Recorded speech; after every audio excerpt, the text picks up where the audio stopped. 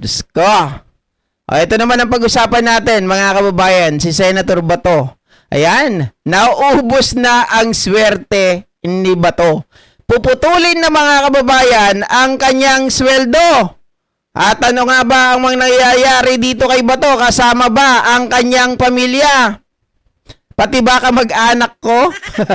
Mga kababayan, ito po yung balita hinggil sa bagay na yan. Dahil nga po itong si Senator Bato mula November ay hindi na po nagpapakita. Kaya nga, ang gusto nilang mangyari, no work, no pay. Posibleng mawalan ng sweldo ang missing in action na si Senador Bato de la Rosa.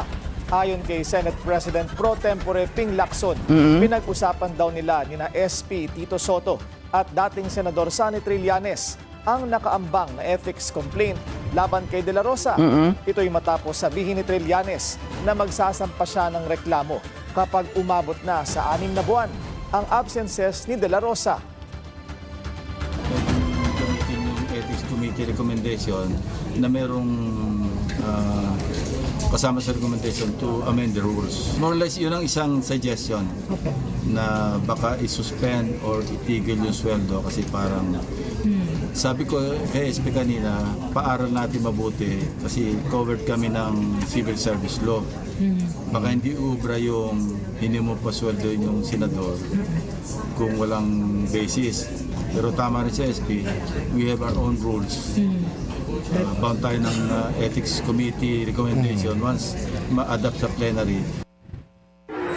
Higit 2 buwan ng absent si De La Rosa, kasunod ng mga ulat na naglabas na ng warrant ng ICC laban sa kanya, kaugnay ng madugong war on drugs ni FPRRD. Okay, mga kababayan, sa inyo ba, di ba, sa ating mga, napaka-unfair naman kasi talaga nito, sa ating mga pangkaraniwang empleyado, sa atin nga, konting oras ng, di ba, pag na-late ka, mga kababayan, 5 minuto, kaltas. Di ba, pero kapag overtime, halos hindi binabayaran. No? Mabuti na lang yung mga kumpanya ko dati, maayos. Dahil talagang binabayaran naman kami sa mga overtime. Kaya lang, dun sa mga, mga kababayan, grabe rin talaga pagdating sa mga late. Ayun, pero hindi naman ako nalilate dati. Now, etong si Bato de la Rosa, di ba, pinaplano sila na mag-amyenda ng isang resolution para ma-adapt sa plenary. Well, yan ang pinakamagandang gawin. Bakit kanyo? As early as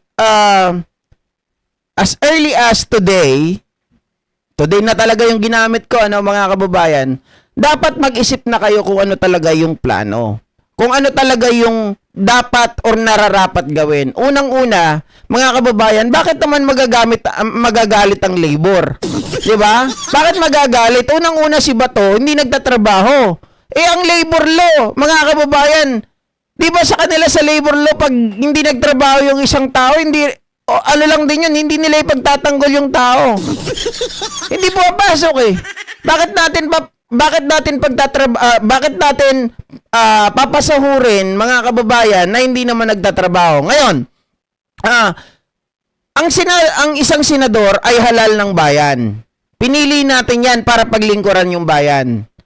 Pero ang ginagawa ngayon ay nagtatago dahil lang dun sa tamang hinala, dahil lang, mga kababayan, ay nakabalita na meron na siyang warrant of arrest. So ngayon, kung iisipin natin, tama ba na ibinoto natin ng isang taong walang silbi? Ang isang tao, mga kababayan, na nagtatago, gayon pa man wala pa naman siyang katibayan. Di ba? Ngayon, mga kababayan, sa kanyang pagtatago, iniisip nila na ito ay hindi na pasahurin. Kung iisipin po natin, lugi ang taong bayan. Hindi nagtatrabaho, hindi po niya nakukomply yung dapat ginagawa ng isang senador para pagsilbihan ang taong bayan. And aside from that, mga kababayan, si Senator Bato de la Rosa, di ba? Naging senador. Yung mga kapamilya niya, isipin nyo ha, yung mga kapamilya niya, dapat isama na rin po sa hindi, kung maaprubahan na hindi na pasasahurin si Bato de la Rosa, dapat pati yung kanyang pamilya na nasa Senado ay wag na rin pasahurin. Bakit kanyo, mga kababayan? Paano po magpo-prosper yung gagawin ng mga batas doon kung wala po yung sarili nilang amo, kung wala yung boss nila? 'Di ba? O sino magpapatakbo sa kanila? Alangan naman kumilos yun mag-isa, mga kababayan. Ngayon nga, wala nga po nagagawa ng mga batas yun. Yung hanay nitong si Bato de la Rosa, kahit nung nandyan pa, wala silang nabubuong batas.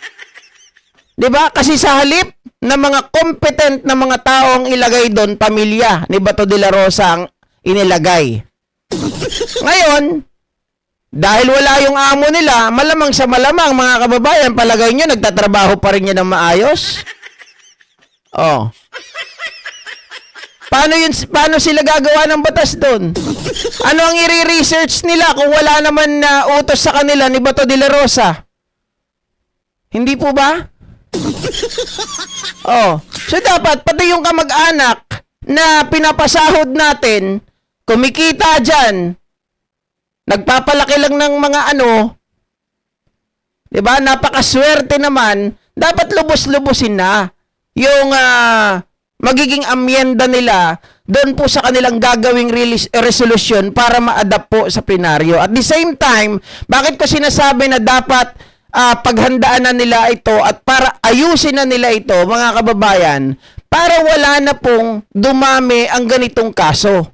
I mean, wala na pong o hindi na ito maging president, no? Kasi ngayon, mga kababayan, dati kasi maraming mga nagtago, sabing ganon, si Senator Antonio Trillanes, nagtago, pero nung nahuli naman siya, nagtrabaho dun sa Bilibid. Ito naman si De Lima, ganon din, mga kababayan. Si Lacson, nung time na yun, ay iba naman yung kanyang naging problema.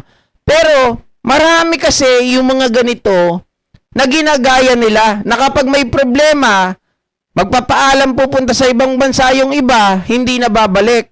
'Di ba? Hindi na babalik. Yung iba naman, nagtatago na dahil merong mga kaso. Kunwari magpapagaling, kunwari magpapagamot, mga kababayan, pagdating ng panahon, wala na. Tuluyan ng maglalaho. My God, Oh. I hate drugs. So, ang pangit ng nangyayari sa atin. Kasi nagagamit. Kung wala pong gagawin na aksyon, mananatili po na palamunin itong mga to.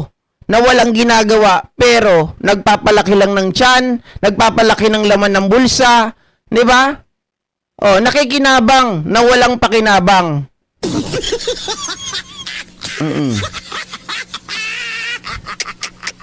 So dapat itong si Bato de la Rosa, mga kababayan, ay talagang tanggalan na po. Pero nagtataka nga ako, wala man lang doon sa mga katrabaho nila na mag-initiate na pag-usapan na ito dito po sa Committee on Ethics, mga kababayan.